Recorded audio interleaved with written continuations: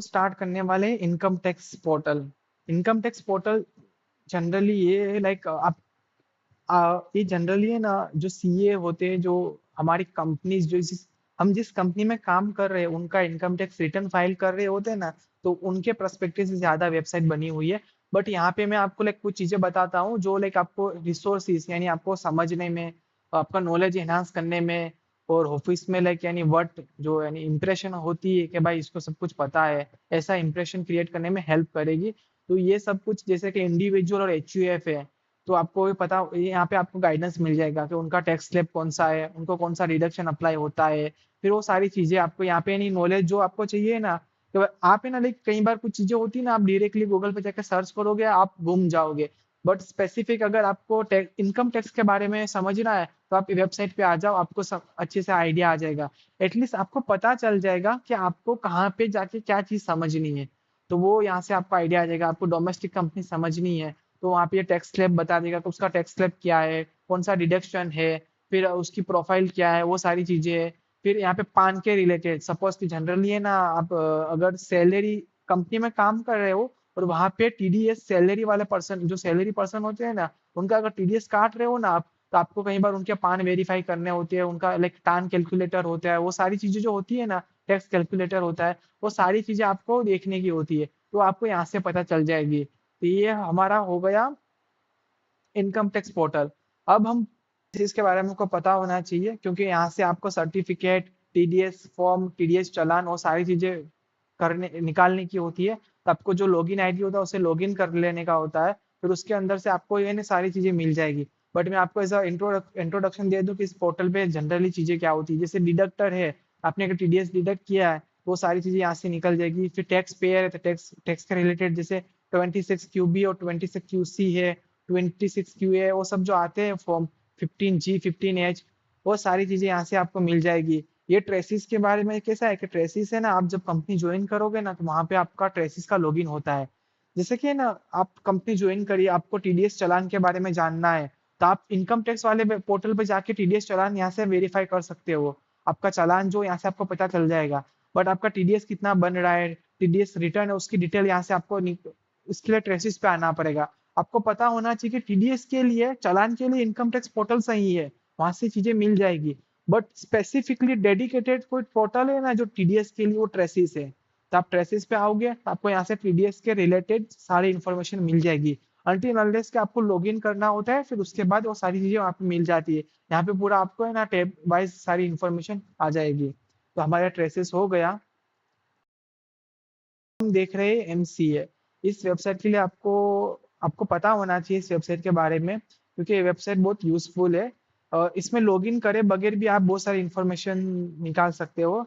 सो ये जो हम वेबसाइट लॉगिन करते हैं ना, तो इसका इंटरफेस इस तरह दिखता है। और यहाँ पे आप अपना खुद का भी बना सकते हो यूजर आईडी। आपको जरूरी नहीं कि आपके पास कंपनी होगी तभी, आप अपना खुद का भी यूजर आईडी बना सकते हो। जैसे मुझे किसी कंपनी के बारे में डिटेल निकालनी है, मेरे पास कंपनी का, देखो कंपनी का कुछ होता है, जैसे हमारा पान नंबर होता है, हमारा आधार नंबर होता है ना, जिसे हमें हम पहचानने जाते हैं, मोदी जी हमको जान सकते हैं कि इसका आधार नंबर ये है, इसका पान नंबर ये है। तो है ना, कंपनी का सिन नंबर होता है, corporate company identification number, company identification number होता है ना, वो सिन होता है। उससे क्या, उसकी सारी डिटेल निकल जाती है। जैसे इंस्टाग्राम आईडी से आप किसी की डिटेल निकाल सकते हो ना, तो इस तरीके से सिन से आप है ना, जो CIN, उससे आप कंपनी की डिटेल निकाल सकते हो।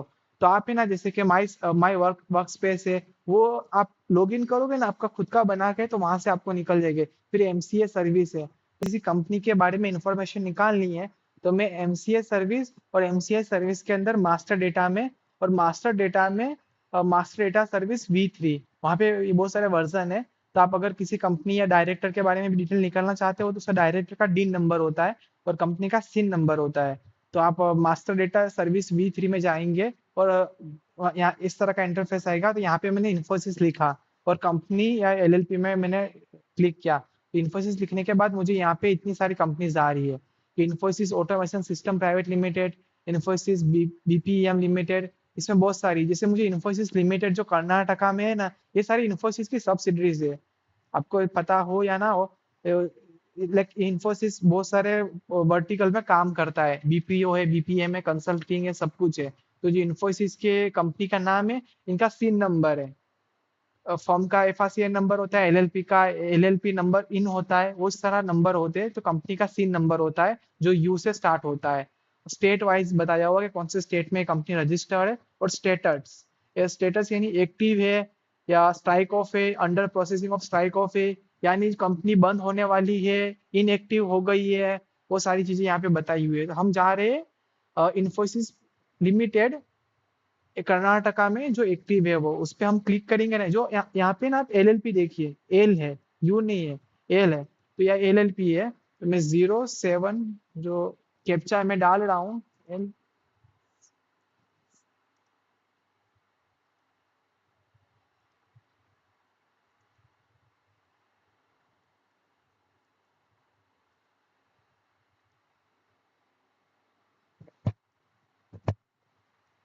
यहाँ पे मुझे डिटेल आ गई, कंपनी का सीन नंबर आ गया, कंपनी का नाम आ गया, ROC registered of companies office होती है ना, वो बेंगलोर में है।